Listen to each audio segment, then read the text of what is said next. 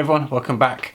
Today is a full review of Ensar Oud's Crime and Punishment. I was sent a 2ml sample of this with my last order when I purchased quite a large amount of oud oil from Ensar. These were included. I got another one as well to review. But Crime and Punishment, I've gone through the whole sample, partly because it got spilled on the floor and half of it disappeared into the wood floor, which I could shed a tear for. But this one, I'm reminded of the DNA of EO1 and EO2 kind of combined. I definitely can sense the familiarity between those two, and then I smell this, I'm like, oh yeah, I'm instantly reminded of Ensar's work.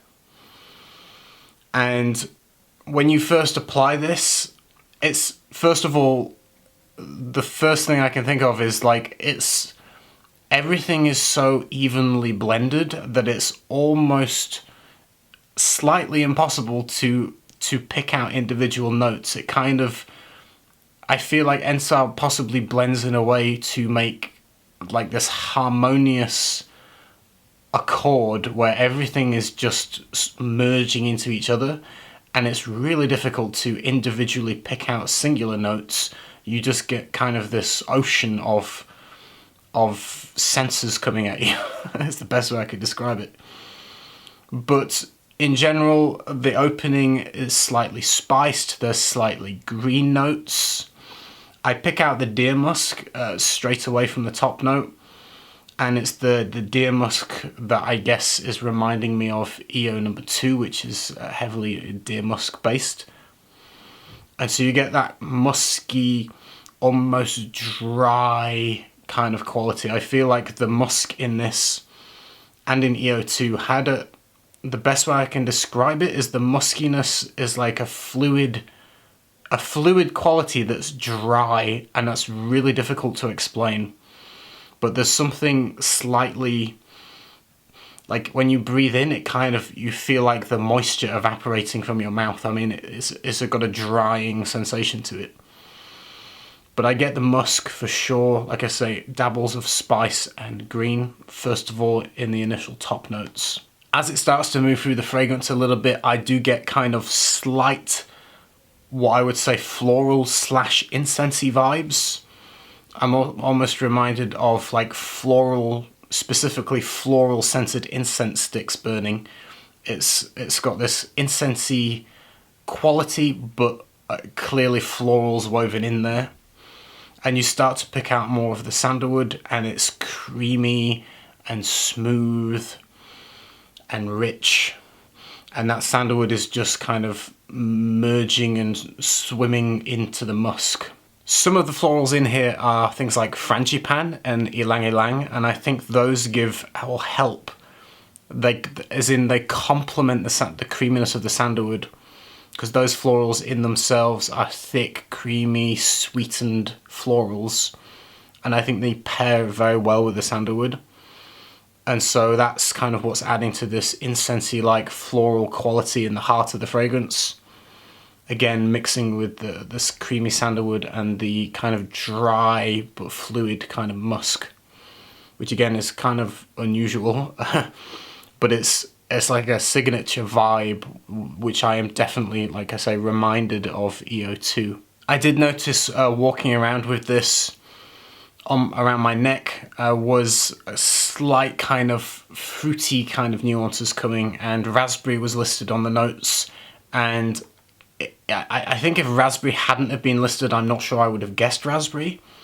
But when it's spoken to you and you say, oh, there's raspberry in there, and you walk around and you're smelling this sweet kind of quality come through, you can imagine raspberry.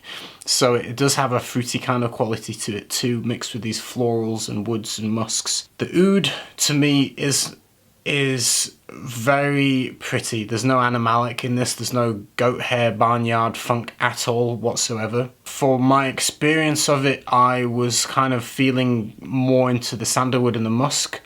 Maybe the oud is maybe a little bit harder to pull out because everything is kind of blending together. I will read you the note listing for the fragrance. There's ginger and coriander peach, fir, pepper and blue cypress, with ylang ylang, mimosa, jasmine and coffee, petitgrain, rose, raspberry, blue lotus, frangipani, and 1980s sandalwood, frankincense, oud, royal Tonkin musk, in brackets the rarest in the world. So those are the note list. And like I say, quite difficult to pick out individual notes. I don't detect coffee, I don't get massive amounts of petitgrain or jasmine. I think you do get slight green nuances, so I guess the fir and the blue cypress are coming through a little bit in the opening. And for me, the heart is a kind of a mixture of florals, maybe with the sweeter ones coming through just a little bit more, like the frangipani and the ylang ylang. And then sandalwood and deer musk for sure going into the dry down, almost like an ambergris-like quality. Ambergris isn't listed, but it could be in there. I get a similar, I can't tell whether it's just the deer musk or whether it's also ambergris, but you get this musky, ethereal fluidity, kind of, like I say, ethereal nature as well for the whole perfume. Really, it coats the whole fragrance, but obviously more noticeable in the dry down. As the top and the mid notes go, you're left with this kind of sandalwood, oud, musk infusion in the far end of the fragrance. In terms of performance, the projection and sillage was noticeable around me for sure. I could easily smell it for the first few hours, and tailing off around the 6 to 7 hour mark on my skin, but you can smell it faintly longer after that, but kind of what I tend to call usable longevity, 6 to 7 hours, but a full day basically on your skin. I feel like you could wear it in spring, autumn and winter.